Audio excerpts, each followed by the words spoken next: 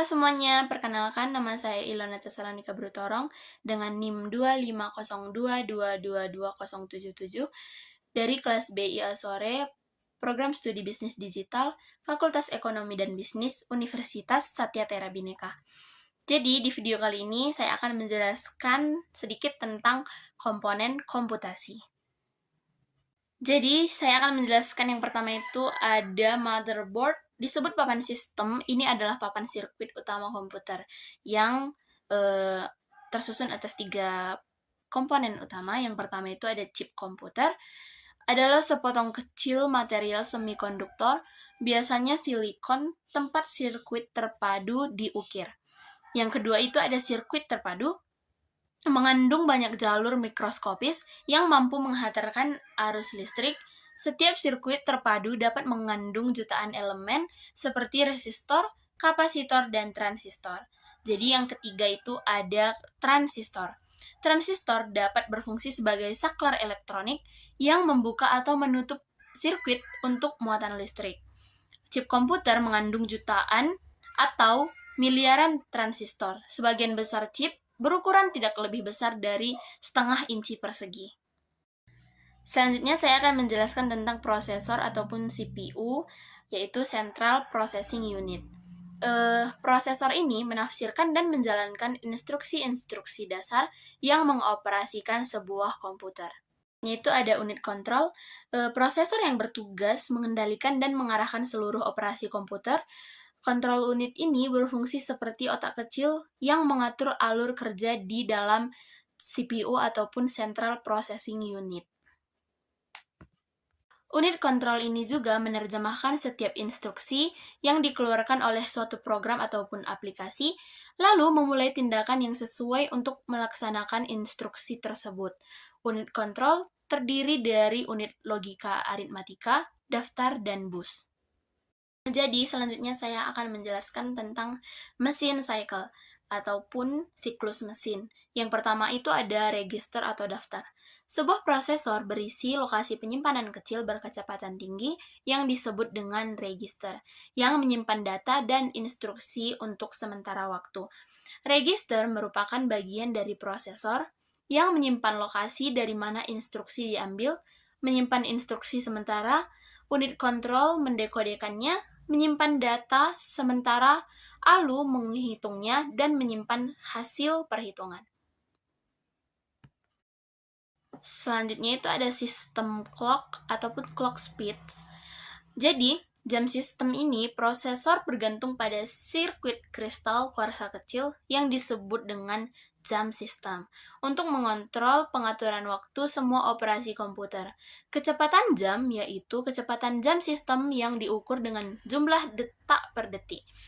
Prosesor komputer pribadi memiliki kecepatan jamnya itu dalam gigahertz jangkauan. Giga adalah awalan yang berarti miliar, dan hertz adalah 1 siklus per detik. Selanjutnya ada jenis prosesor PC dan mobile. Produsen terkemuka chip prosesor komputer pribadi adalah Intel dan AMD. AMD memproduksi prosesor yang memiliki desain internal mirip dengan prosesor Intel, menjalankan fungsi yang sama, dan bisa sama kuatnya tetapi seringkali lebih murah.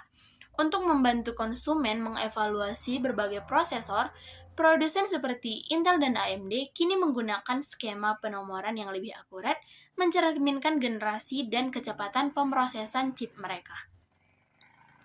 Selanjutnya ada teknologi pendingin, ada 3. Pendingin yang pertama itu ada pendinginan prosesor. Chip prosesor untuk laptop, komputer desktop, dan server dapat menghasilkan panas yang cukup banyak yang dapat menyebabkan chip tersebut mengalami kerusakan atau kegagalan fungsi. Yang kedua, pendinginan panas.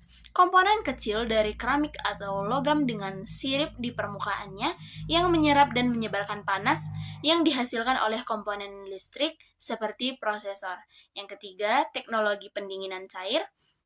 Gunakan aliran fluida kontinu seperti air dan glikol dalam proses yang memindahkan fluida panas dari prosesor ke kisi-kisi tipe radiator yang mendinginkan cairan dan kemudian mengembalikan fluida yang telah didinginkan ke prosesor. Selanjutnya itu ada komputasi awan. Layanan komputasi atau server, storage, database, aplikasi, dan jaringan yang dapat diakses melalui internet tanpa harus memiliki perangkat fisik sendiri.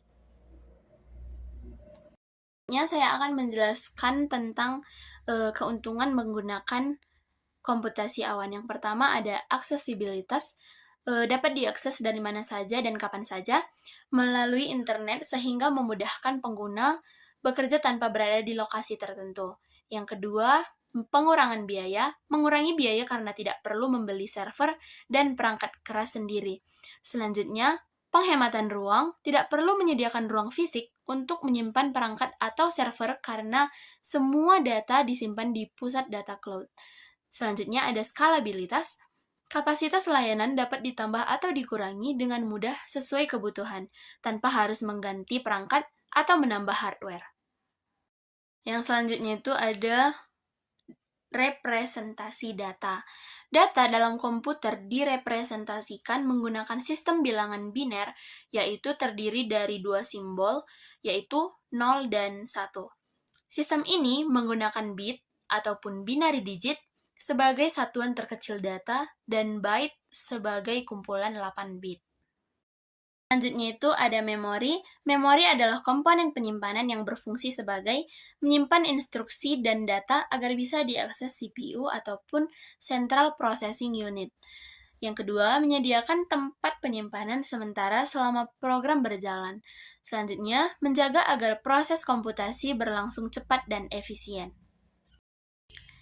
Selanjutnya itu ada byte dan address. Nah, byte itu adalah satuan dasar penyimpanan data. 1 byte itu sama dengan 8 bit. Next, address. Setiap byte dalam memori memiliki alamat unik. Alamat inilah yang memungkinkan CPU mencari data dengan cepat.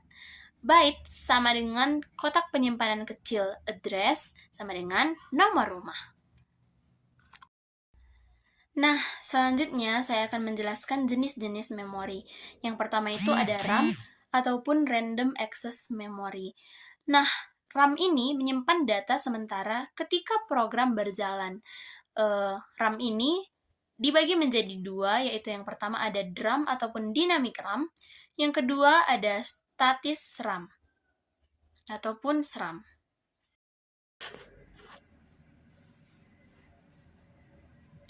Selanjutnya itu yang kedua ada cache memory. Memori sangat cepat yang berada dekat ataupun di dalam CPU untuk menyimpan data yang sering dipakai agar akses lebih cepat. Selanjutnya itu yang ketiga, ROM, read only memory, berisi instruksi permanen dan tidak hilang saat mati. ROM bersifat non-volatile. Yang ketiga itu ada ROM ataupun read-only memory. Ini tuh berisi instruksi permanen, tidak hilang saat mati. ROM bersifat non-volatile, data tetap tersimpan. Next, itu ada flash memory. Memori non-volatile seperti USB, SSD, dan kartu SD. Yang kelima itu yang terakhir ada CMOS. Memori kecil yang digunakan untuk menyimpan konfigurasi sistem ataupun jam, tanggal, dan pengaturan BIOS. Nah, selanjutnya itu ada kartu adaptor. Nah, adapter card ini ataupun kartu tambahan adalah perangkat keras yang dipasang pada komputer untuk menambahkan kemampuan atau fungsi baru yang tidak ada pada motherboard stand.